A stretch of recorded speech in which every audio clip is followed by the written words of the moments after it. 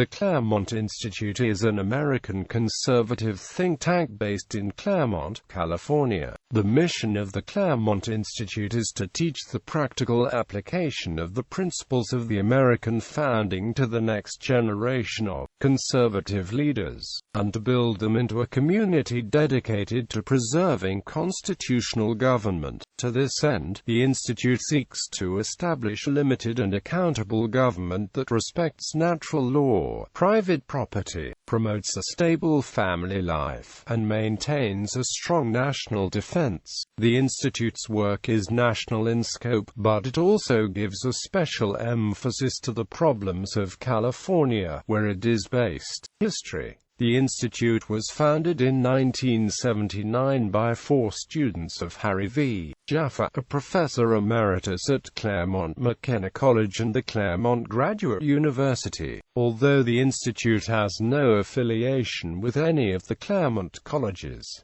the Institute came to prominence under the leadership of Larry P. Ahn, who was its president from 1985 until 2000, when he became the 12th president of Hillsdale College. Today, approximately 20 staff members now coordinate conferences, lecture series, and other projects. The Institute also publishes a Claremont Review of Books, a quarterly journal of political thought and statesmanship, as well as other books and publications, including reprints of Jaffa's works. Philosophy. Charles R. Kessler, professor at Claremont-McKenna College and senior fellow at the Institute, describes the organization as follows: some conservatives start, as it were, from Edmund Burke, others from Friedrich Hayek. While we respect both thinkers and the schools of thought, we begin instead from America, the American political tradition in all its genius and profundity, and the relation of our tradition to revealed wisdom and to what the elderly Jefferson once called, rather insouciantly, the elementary books of public right, as Aristotle, Cicero, Locke, Sidney, etc. We think conservatism should take its bearings from the founders' statesmanship, our citizens' loyalty to the Declaration and Constitution, and the scenes, both tender and proud, of our national history.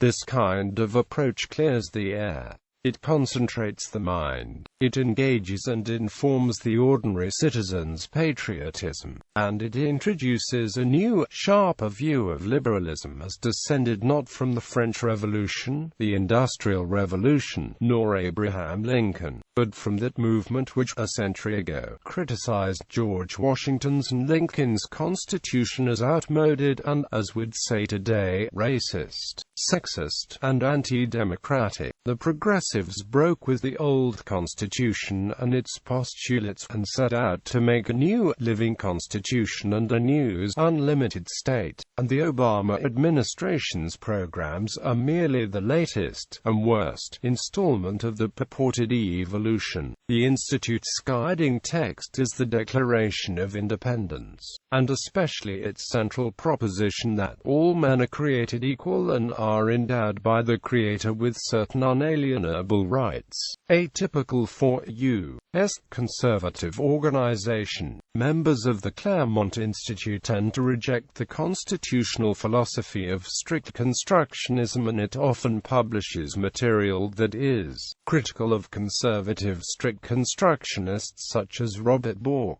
William Rehnquist, and Antonin Scalia. This is consistent with the Institute's emphasis on the principles of the Declaration of Independence as distinct from the U.S. Constitution. According to some Institute writers, their legal philosophy is closer to that of Clarence Thomas, who has said the Institute has played a significant role in my own education. Supporters include columnist William Rusher, British historian Sir Martin Gilbert, Wheel of Fortune host Pat Sajak, Howard F.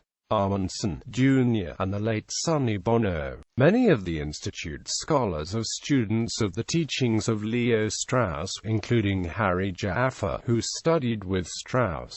The Institute's members has great admiration for the statesmanship of America's founding fathers as well as that of Abraham Lincoln and Winston Churchill. Notable staff and fellows: William J. Bennett, Paul Marengoff, Mark Halperin, William A. Rusher, Harry V. Jaffa, Charles R. Kessler, John H. Hinderaker, Michael Ullman, Scott W. Johnson, Michael Pack. Publications: the Institute publishes the Claremont Review of Books, a quarterly journal of political thought and statesmanship founded in 2000. The CRB is edited by prominent scholar and Institute mainstay Charles R. Kessler and features regular columns by Boston College faculty member Martha Bales, as well as novelist and journalist Mark Halperin. Projects: Publius Fellows Program. The Publius Program is the Institute's oldest fellowship program. Since 1979, the Institute has hosted a number of young conservatives for seminars and symposia on American politics and political thought. Publius Fellows, usually college seniors, recent college graduates, and graduate students meet with the Institute's fellows and other distinguished scholars for several weeks during the summer. Lincoln Fellows Program. Since 1996, the internship has offered fellowships to young professionals serving elected officials or appointed policymakers in the federal government, as well as staff members of national political parties and non-profit institutions that research and publish on public policy and constitutional issues. Among the 60 alumni of the program are senior staff members of U.S. representatives and senators, White House speechwriters, legal counsel and senior advisors in the U.S. Departments of Justice and State, as well as political editorialists for The Wall Street Journal and The Weekly Standard. Notable alumni of the Lincoln Fellowship include former California State Assemblyman Chuck DeVore, now a vice president with the Texas Public Policy Foundation, political commentator Carol Platt-Lebo, editorial cartoonist Michael Ramirez, attorney and talk radio host Mark Levin, and Delaware politician Christine O'Donnell.